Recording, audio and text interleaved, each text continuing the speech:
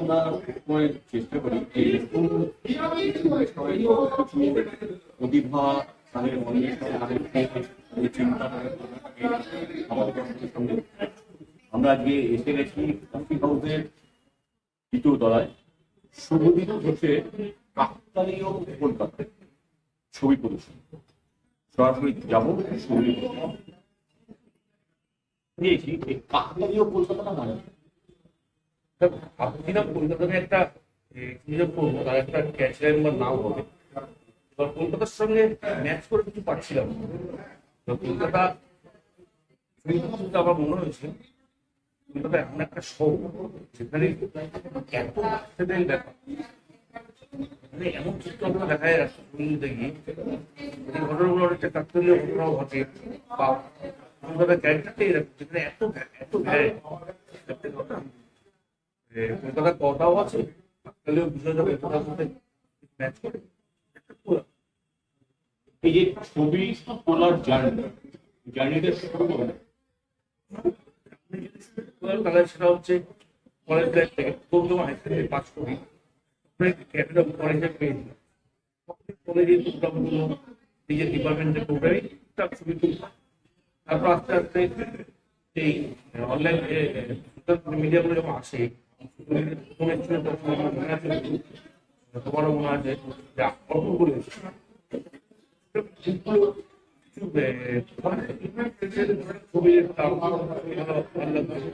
তারপরে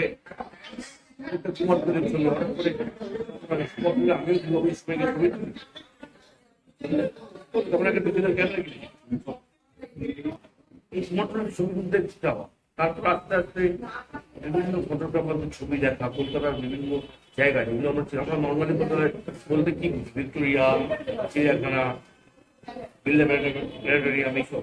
কিন্তু ছবির পত্রটা তৈরি করতে এমন এমন জায়গা আছে, এমন এমন অলিগলি আছে, সেখানে গেলে অনেক কিছু দেখা যায়। এমন বাড়ি আছে কলকাতা আছে, বাড়িটা আমি এখানে ছবি হয়তো নেই, সেই বাড়িটা বলছি, বাড়িটা বাইরে বাড়িটার ভিতরে টোটাল মাঝখানটা ফাঁকা, অদ্ভুত ব্যাপার। এর থেকে কলকাতার প্রতি একটা ভালোবাসা তো বরাবরই ছিল। কলকাতাকে আমি মানে কি বলবো, আমার প্রেমিকাও খুঁজে আমি মনে করি, কলকাতাকে আমি এতটাই ভালোবাসি। শুধু এই প্রসঙ্গে একটা কথা, কলকাতা প্রেমিকা কেন, কলকাতা প্রেমিক নেই, পুরুষ তো এক বর্তমান যুগে তো এখন ওই প্রেমিক প্রেমিকা বলে কোনো বাস্তব নেই না। তা কলকাতাতে প্রেমিকার চোখে দেখা হয়, প্রেমিক চোখে দেখা হয় না কেন? প্রেমিকার চোখেই দেখি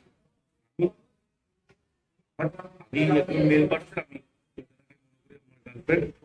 আমার প্রেম হিসাবে মনে করি আমার ছবি তোলার ক্ষেত্রে। কারণ কলকাতা না থাকলে হয়তো আমার এই ছবি করতে পারতাম। এটাই কি তোমার প্রথম প্রদর্শনী? এর আগে বিভিন্ন এক্সিবিশন করেছি, বহু এক্সিবিশন করেছি, কিন্তু সেগুলো হচ্ছে বিভিন্ন ফটোগ্রাফি গ্রুপের বা ক্লাবের এক্সিবিশন, সেগুলো হয়তো আমার একটা দুটো তিনটে ছবি থাকে। কিন্তু সোলো এক্সিবিশন আমি ফার্স্ট টাইম করলাম, আশা করি ভবিষ্যতে করতে পারবো, বুঝতে আছে। এটা যেমন কলকাতা কিন্তু করেছি, পরে একটা বেরোয়ার পেতে পারে, কারণ আমার দ্বিতীয় ভালোবাসার জায়গা থেকে সেটা বেরোবো। এই প্রদর্শনী তো গতকাল থেকে শুরু হয়েছে, প্রদর্শনীটা উদ্বোধন যিনি করেছেন, উদ্বোধন করা তারপরে একজন আসতে লেট করেছেন। আমি বলছি একজনের নাম হচ্ছে উদ্বোধন করেছেন রাজা গোবিন্দ চৌধুরী, কলকাতায় অত্যন্ত সিনিয়র রিনাউন্ড ফটোগ্রাফার, খুব ভালো ফটোগ্রাফার। আর হচ্ছে কলকাতার আরেকজন রিনাউন্ড সিনিয়র ফটোগ্রাফার, তার নাম হচ্ছে জয়ন্ত শাহ মহাশয়, মানুষ। জয়ন্ত শাহ মহাশয় কলকাতাকে নিয়ে ফটোগ্রাফি বইও আছে, শুধু এই যে ছবিগুলো এখানে আছে সেগুলো তুমি এখানে প্রদর্শন করছো, ছবিগুলোর মধ্যে বার্তা আছে? বার্তা বলতে আমি এটাই বলতে চাইছি, আমি সাধারণ মানুষের জন্য বার্তা দেওয়ার ইচ্ছা আমি দিচ্ছি, যারা এখন ফটোগ্রাফি করছে বা ইয়ং ফটোগ্রাফাররা উঠে আছে তাদের কাছে একটাই বার্তা, কলকাতাকে হেঁটে দেখো। কোনো একটা সিনেমায় একটা ডায়লগ গান ছিল, তুমিও হেঁটে দেখো কলকাতা, প্রাক্তন ছিল। হ্যাঁ, তার থেকে আমার কলকাতাকে হেঁটে দেখলে ছবি তোমার হতে পারছে। মানে এরকম সময় নিয়ে বেরিয়ে পড়ো, হাতে ক্যামেরাটা নিয়ে ফটোটা বলে বলে বলে হাত হাত ছবি তোমার এমনি আছে চোখ ধরবে। আমি এটাই বলছি, কলকাতাতে ছবি তোলার জন্য যাবে না কেন, অন্যান্য জায়গায় অবশ্যই যাবে, কলকাতার বাইরে যাবে, কিন্তু নিজের শখটাকে যাবে, নিজের শহরে যার ছবি পাবে আমার মনে হয় না অন্য কোনো জায়গায় ছবি পাবে। শুধু যারা ইয়ং ফটোগ্রাফার, যারা ফটোগ্রাফি নিয়ে পড়াশোনা করছে বা ফটোগ্রাফি তাদের ইন্টারেস্ট, তাদের উদ্দেশ্যে তোমার কি বার্তা? ফটোগ্রাফি শিখে কি যেমন বর্তমান যা সমাজ ব্যবস্থায় একটা অর্থনৈতিক সাপোর্ট সবারই দরকার, ফটোগ্রাফির মধ্যে কি সেই জায়গাটা খুঁজে পাওয়া যায়? মানে শুভদীপটা পেয়েছে। সবচেয়ে বড় কথা, এখন তুমি যে কোনো বিষয়ে যদি নিজেকে এস্টাবলিশ করতে যাও, স্ট্রাগল করতে হবে। স্ট্রাগল ছাড়া কোনো উপায় নেই। ফটোগ্রাফি হোক, ফটোগ্রাফি হোক বা অন্যান্য যেগুলো কোনো জিনিস যদি তুমি মন দিয়ে পড়ো এবং বিশ্বাস সাথে পড়ো, অবশ্যই তুমি সেটা থেকে ভবিষ্যতে করতে পারবে। মানে এটা বলতে পারি যে ফটোগ্রাফি ছিল শুভদীপের নেশা, এখন সেটা পরিণত হয়েছে পেশা। একদমই মানে তুমি শুধু এটাই করো, আমি একদমই এটাই করি। তোমার সবটা দিন জুড়ে শুধু ছবি আর ছবি, ছবির বাইরে তোমার আমার পরিবারে সত্যি কিছু নেই। শুধু কেউ যদি তোমার সাথে যোগাযোগ করতে চায় এক্সিবিশনের বিষয়ে বা ফটোগ্রাফির বিষয়ে, তাহলে তোমার সাথে কিভাবে যোগাযোগ করবে? ভয়ের পরে একটাই উপায়, সেটা হচ্ছে ফোন নম্বর। তো তোমার ফোন নাম্বারটা আমাদের দর্শকের কাছে একটু বলো। আমার ফোন নাম্বার হচ্ছে 9831259639। এটাই আমার phone number plus WhatsApp number দুটো। তোমার কাছে যদি কেউ আসে যারা ফটোগ্রাফি নিয়ে ইন্টারেস্টেড শিখতে চায়, তুমি সে তাদেরকে সেভাবেই আমি গাইডলাইন দিতে? অবশ্যই গাইডলাইন করবো।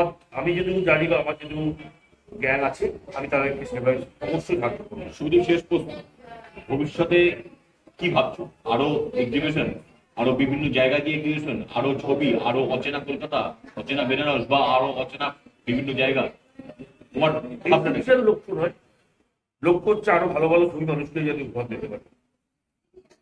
মানুষ কি ছবির প্রতি আকৃষ্ট? এই যে কাল থেকে যে পুজো করছো এই প্রদর্শনী, মানুষজন কেমন হচ্ছে? পরিমাণে এসছে। এবং আমার পরিচিত বাইরেও অনেক পরিচিত মুখ এসছেন, এবং তুমি হয়তো জানো কলকাতায় এখন প্রচুর এক্সিবিশন হয় বিভিন্ন গ্যালারিতে। ইনফ্যাক্ট আমার এই এক্সিবিশনের সঙ্গে আরো দুটো এক্সিবিশন কলকাতা শহরে এখন চলছে।